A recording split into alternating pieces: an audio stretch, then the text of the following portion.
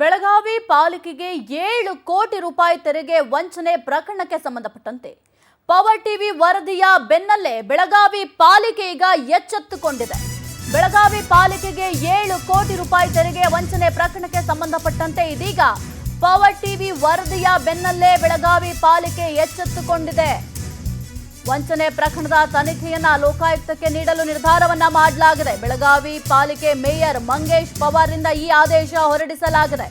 ವೇಗ ಹೆಲ್ಮೆಟ್ ಕಂಪನಿಯಿಂದ ಕೋಟಿ ರೂಪಾಯಿ ತೆರಿಗೆ ವಂಚನೆ ಆಗಿತ್ತು. ಈ ಕುರಿತು 3 ತಿಂಗಳ ಹಿಂದೆ ವರದಿಯನ್ನ ನಿಮ್ಮ ಪವರ್ ಟಿವಿ ಪ್ರಸಾರ ಮಾಡಿತ್ತು. ಬೆಳಗಾವಿ ಪಾಲಿಕೆ ಸಾಮಾನ್ಯ ಸಭೆಯಲ್ಲಿ ವಂಚನೆ ಕೇಸ್ ಬಹಳ ಸದ್ದನ್ನ ಮಾಡಿತ್ತು. ಇದೀಗ ಈ ಪ್ರಕರಣಕ್ಕೆ ಸಂಬಂಧಪಟ್ಟಂತೆ ವಂಚನೆ ಪ್ರಕರಣದ ತನಿಖೆಯನ್ನ ಲೋಕಾಯುಕ್ತಕ್ಕೆ ನೀಡಲು ನಿರ್ಧಾರವನ್ನ ಮಾಡಲಾಗಿದೆ. ವೇಗ ಹೆಲ್ಮೆಟ್ ಏನಿತ್ತು, ಈ ವೇಗ ಹೆಲ್ಮೆಟ್ ಕಂಪನಿಯಿಂದ ಕೋಟಿ ರೂಪಾಯಿ ತೆರಿಗೆ ವಂಚನೆ ಆಗಿತ್ತು. ಈ ಕುರಿತು 3 ತಿಂಗಳ ಹಿಂದೆಯೇ ಪವರ್ ಟಿವಿ ಸುದ್ದಿಯನ್ನ ಪ್ರಸಾರ ಮಾಡಿತ್ತು. ಬೆಳಗಾವಿ ಪಾಲಿಕೆ ಸಾಮಾನ್ಯ ಸಭೆಯಲ್ಲೂ ಕೂಡ ಈ ವಂಚನೆ ಕೇಸ್ ಬಹಳ ಸದ್ದನ್ನ ಮಾಡಿತ್ತು. ತೆರಿಗೆ ವಂಚನೆಯಲ್ಲಿ ಪಾಲಿಕೆ ಅಧಿಕಾರಿಗಳೇ ಶಾಮೀಲಾಗಿದ್ರು ಎಂಬ ಆರೋಪ ಕೂಡ ಕೇಳಿ ಬಂದಿತ್ತು. ಲೋಕಾಯುಕ್ತ ತನಿಖೆಗೆ ಸಭೆಯಲ್ಲಿ ಒಮ್ಮತದ ತೀರ್ಮಾನವನ್ನು ಈಗ ಮಾಡಲಾಗಿದೆ. ಈಗಾಗಲೇ 7 ಕೋಟಿಗೂ ಅಧಿಕ ತೆರಿಗೆ ಭರಿಸಲು ಪಾಲಿಕೆ ನೋಟಿಸ್ ಅನ್ನು ಕೂಡ ನೀಡಿದೆ. ಇನ್ನು ಶಿಕ್ಷಣ ಸಂಸ್ಥೆಗಳು ಸೇರಿದಂತೆ ಒಟ್ಟು 32 ಕೋಟಿ ತೆರಿಗೆ ಬಾಕಿ ಇದೆ. ಈಗಾಗಲೇ ಕೆಲವೊಂದಿಷ್ಟು ಕೂಡ ನೋಟಿಸ್ ಅನ್ನು ಕೂಡ ನೀಡಲಾಗಿದೆ. 3 ತಿಂಗಳ ಹಿಂದೆ ಪವರ್ ಟಿವಿ ಈ ಸುದ್ದಿಯನ್ನ ಎಳೆಯಾಗಿ ನಿಮ್ಮ ಮುಂದೆ ಇಟ್ಟಿತ್ತು. ಇದೀಗ ಪವರ್ ಟಿವಿ ಇಂಪ್ಯಾಕ್ಟ್ ಇದು. ಪವರ್ ಟಿವಿ ವರದಿಯ ಬೆನ್ನಲ್ಲೇ ಬೆಳಗಾವಿ ಪಾಲಿಕೆ ಎಚ್ಚೆತ್ತುಕೊಂಡಿದೆ. ವಂಚನೆ ಪ್ರಕರಣದ ತನಿಖೆಯನ್ನ ಲೋಕಾಯುಕ್ತಕ್ಕೆ ನೀಡಬೇಕು ಅಂತ ಸಭೆಯಲ್ಲಿ ಒಮ್ಮತದ ತೀರ್ಮಾನವನ್ನ ಮಾಡಲಾಗಿದೆ. ಈಗಾಗಲೇ 7 ಕೋಟಿಯಲ್ಲಿ ಮಾಡಿದಿರಿ, ಅದನ್ನ ತುಂಬಿಸೋ ವ್ಯವಸ್ಥೆ ಯಾರು ಅನ್ಯಾಯ ಮಾಡ್ಯಾರು, ಅದ್ರಾಗ ಅಧಿಕಾರಿಗಳಾಗಿರ್ಬೋದು ಅಥವಾ ಬಿಲ್ಡಿಂಗ್ ಮಾಲೀಕ ಆಗಿರ್ಬೋದು, ಒಟ್ಟಾರೆ ಸಮಗ್ರ ತನಿಖೆ ಕೊನೆಗೆ ಏನಂದ್ರವ್ರ ಇದು ಲೋಕಾಯುಕ್ತ ತನಿಖೆ ಆಗಬೇಕು ಅಂತಂದ್ರು. ಇದು ಇನಾಮಷ್ಟು ಒಂದು ಕೊಟ್ಬಿಡಿ ಹೋಗಿ. ಇದ್ರಾಗ ಯಾರು ನಿಜವಾಗ್ಲೂ ಕೈವಾಡಿ ಯಾರ್ದೈತಿ ಅವ್ರಿಗೆ ಗುರ್ತಕ್ಕಂಥ ಸುಳ್ಳ ನಾವ ಎಲ್ಲರ ಗುರಿ ಇಟ್ಟು ಎಲ್ಲರ ಹೊಡೆಯತ್ತೀವಿ ನಾವೀಗ. ಹಂಗ ಆಗಬಾರ್ದ.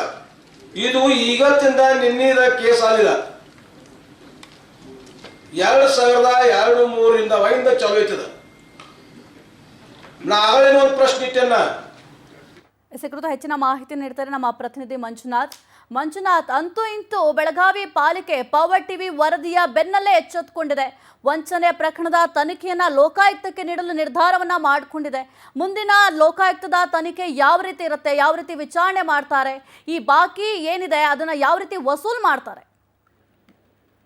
ಹೌದು ಸವಿತಾ, ಪ್ರಮುಖವಾಗಿ 3 ತಿಂಗಳ ಹಿಂದೆ ಬೆಳಗಾವಿಯ ಮಹಾನಗರ ಪಾಲಿಕೆಗೆ ತೆರಿಗೆ ವಂಚನೆ ಮಾಡಿದಂತ ಕಂಪನಿಗಳಿದ್ದಾವೆ ಮತ್ತು ಶಿಕ್ಷಣ ಸಂಸ್ಥೆಗೆ ಸಂಬಂಧಪಟ್ಟಂತೆ 3 ತಿಂಗಳ ಹಿಂದೆ ಇಂಚಿಂಚಾಗಿ ಒಂದು ವರದಿಯನ್ನು ಪ್ರಸಾರ ಮಾಡಿತ್ತು. ಪ್ರಸಾರ ಮಾಡಿದ ನಂತರ ಎಚ್ಚೆತ್ತುಕೊಂಡಂತಹ ಬೆಳಗಾವಿ ಮಹಾನಗರ ಪಾಲಿಕೆಯ ಆಯುಕ್ತರು ಮತ್ತು ಅಲ್ಲಿರುವಂತಹ ಕಾರ್ಪೊರೇಟರ್ ಸೇರಿದಂತೆ ಒಂದು ಸಾಮಾನ್ಯ ಸಭೆಯಲ್ಲಿ ನಿನ್ನೆ ಚರ್ಚೆ ಮಾಡಿ ನಮ್ಮ ಪಾವಟಿಯಲ್ಲಿ ಬರೆದಂತ ವರದಿಯನ್ನ ಅಲ್ಲಿ ಪ್ರಸ್ತಾಪ ಮಾಡಿ ಇಲ್ಲಿರುವಂತಹ ಬೆಳಗಾವಿಯಲ್ಲಿರುವಂತಹ ವೇಗ ಫ್ಯಾಕ್ಟರಿ ಹೆಲ್ಮೆಟ್ ಫ್ಯಾಕ್ಟರಿ ಏನಿದೆ, ಹೆಲ್ಮೆಟ್ ಫ್ಯಾಕ್ಟರಿಯಲ್ಲಿ 16,000 ಸ್ಕ್ವೇರ್ ಫೀಟ್ ನಲ್ಲಿ ಒಂದು ಬಿಲ್ಡಿಂಗ್ ಅನ್ನು ಕಟ್ಟಿರ್ತಾರೆ. ಅದಾದ ನಂತರ 6 ತಿಂಗಳ ನಂತರ ಮತ್ತೆ 20,000 ಸ್ಕ್ವೇರ್ ಫೀಟ್ ಅದರಲ್ಲಿ ಅನಧಿಕೃತವಾಗಿ ಒಂದು ಕಟ್ಟಡವನ್ನು ಕಾಮಗಾರಿಯನ್ನು ಮಾಡಿರ್ತಾರೆ. ಆದ್ರೆ ಅಲ್ಲಿಂದ ಇಲ್ಲಿವರೆಗೂ ನಿರಂತರವಾಗಿ ಮಹಾನಗರ ಪಾಲಿಕೆಗೆ ತೆರಿಗೆ ವಂಚನೆ ಮಾಡ್ಕೊಂಡು ಬರ್ತಿರ್ತಾರೆ. ಆ ತೆರಿಗೆ ವಂಚನೆ ಮಾಡಿದಂತಹ ಆ ಪ್ರಕರಣವನ್ನ ಯಾವಾಗ ಪಾವತಿಯಲ್ಲಿ ಒಂದು ವರದಿಯನ್ನು ವಿತರಿಸಿದ ತದನಂತರ ಎಚ್ಚೆತ್ತುಕೊಂಡಂತಹ ಮಹಾನಗರ ಪಾಲಿಕೆ ಅಧಿಕಾರಿಗಳು ಅಲ್ಲಿ ಹೋಗಿ ಒಂದು ಅಳತೆ ಮಾಡ್ತಾರೆ. ಅಳತೆ ಮಾಡಿದ ತದನಂತರ 20,000 ಸ್ಕ್ವೇರ್ ಫೀಟ್ ಹೆಚ್ಚಿಗೆ ಕಟ್ಟಿ ಒಂದು ತೆರಿಗೆ ವಂಚನೆ ಮಾಡ್ತಾರೆ ಅಂತ ಗೊತ್ತಾದ ನಂತರ ಅವರಿಗೆ ಒಂದು ನೋಟಿಸ್ ಕೊಡ್ತಾರೆ. ನೋಟಿಸ್ ಕೊಟ್ಟು ಎನ್ಕ್ವೈರಿಗೆ ಹಾಕ್ತಾರೆ. ಅದಾದ ನಂತರ ಅಲ್ಲಿರುವಂತಹ ವೇಗ ಹೆಲ್ಮೆಟ್ ಫ್ಯಾಕ್ಟರಿ ಇರುವಂತಹ ಮಾಲೀಕರು ಇರ್ತಾರೆ, ಅವ್ರು ವಂಚನೆ ಮಾಡಿದ್ದಾರೆ ಅಂತ ಗೊತ್ತಾಗತ್ತೆ. ಅವಾಗ ಅದಕ್ಕೆ ಒಂದು ತೆರಿಗೆಯನ್ನ ಹಚ್ಚಿದ ತದನಂತರ ಮೊದಲೇ 4 ಕೋಟಿ ರೂಪಾಯಿ ಇರುತ್ತೆ. ಅದಾದ ನಂತರ ಒಟ್ಟು 7,36,00,000 ತೆರಿಗೆ ವಂಚನೆ ಮಾಡಿದ್ದಾರೆ ಅಂತ ಗೊತ್ತಾದ ನಂತರ ಇಲ್ಲಿ ಸದಸ್ಯರು ಏನ್ ಮಾಡ್ತಾರೆ, ಅವ್ರು ಒಟ್ಟಾರೆಯಾಗಿ ಒಂದು ಲೋಕಾಯುಕ್ತ ತನಿಖೆ ಮಾಡಬೇಕು, ಇದೇ ತರನಾಗಿ ಎಷ್ಟು ವರ್ಷಗಳಿಂದ ಇವರು ತೆರಿಗೆ ವಂಚನೆ ಮಾಡಿದ್ದಾರೆ ಅಂತ ಹೇಳಿ ಮಾಡ್ತಾರೆ. ಪ್ರಮುಖವಾಗಿ ಇದರಲ್ಲಿ ಅಧಿಕಾರಿಗಳು ಸಹ ಭಾಗಿಯಾಗಿರ್ತಾರೆ. ಅಲ್ಲಿರುವ ಸ್ಥಳೀಯ ಅಧಿಕಾರಿಗಳು ಏನಿರ್ತಾರೆ, ಆ ವೇಗ ಫ್ಯಾಕ್ಟರಿ ಮಾಲೀಕರಿಂದ 30 ಲಕ್ಷ ರೂಪಾಯಿ ಲಂಚ ಪಡ್ಕೊಂಡಿರ್ತಾರೆ. ಲಂಚ ಪಡ್ಕೊಂಡು ಒಂದು ಅಕ್ರಮದಲ್ಲಿ ಭಾಗಿಯಾಗಿರ್ತಾರೆ. ಭಾಗಿಯಾದ ನಂತರ ಅಲ್ಲಿರುವಂತಹ ಮಹಾನಗರ ಪಾಲಿಕೆ ಆಯುಕ್ತರು ಮತ್ತು ಏನು ಪೌರ ಕಾರ್ಮಿಕ ಇವರು ಕಾರ್ಪೊರೇಟರ್ ಇರ್ತಾರೆ, ಆ ಕಾರ್ಪೊರೇಟರ್ಗೂ ಗೊತ್ತಾಗುತ್ತೆ. ನಂತರ ಅವನ್ನ ಲೋಕಾಯುಕ್ತ ತನಿಖೆಗೆ ಈಕೆಗೆ ಒಂದು ಆದೇಶ ಮಾಡಿದರೆ, ಲೋಕಾಯುಕ್ತ ತನಿಖೆ ಆದೇಶ ಮಾಡಿದಂತ ಏನು ಮಹಾನಗರ ಪಾಲಿಕೆ ಇದೆ, ಮುಂದೆ ಲೋಕಾಯುಕ್ತ ತನಿಖೆಯಲ್ಲಿ ಇನ್ನ ಎಷ್ಟು ತೆರಿಗೆ ವಂಚನೆ ಮಾಡಿದರೆ ಬೆಳಗಾವಿಯಲ್ಲಿ ಒಟ್ಟು 32 ಕೋಟಿ ರೂಪಾಯಿ ತೆರಿಗೆ ವಂಚನೆ ಮಾಡಿದೆ ಅಂತೇಳಿ ಈಗಾಗಲೇ ಮೇಲ್ನೋಟಕ್ಕೆ ಕಂಡು ಬರ್ತಾ ಇದೆ.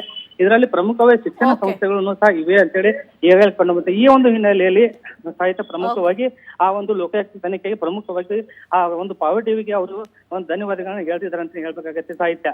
ಓಕೆ, ಥ್ಯಾಂಕ್ ಯು ಮಂಜುನಾಥ್ ನಿಮ್ಮೆಲ್ಲ ಮಾಹಿತಿಗಾಗಿ.